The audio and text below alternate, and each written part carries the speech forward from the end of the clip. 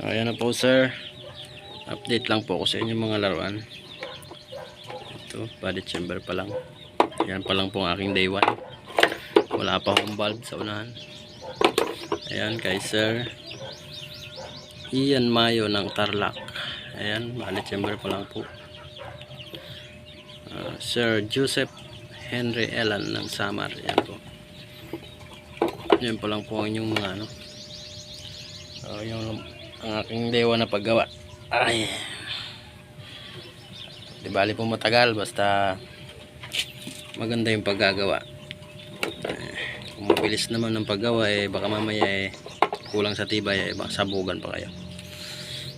So yan lang, mabagal lang dahil medyo kulang sa gamit. Ayan lang, sa update ko ulit kayo bukas. Pahinga na ako.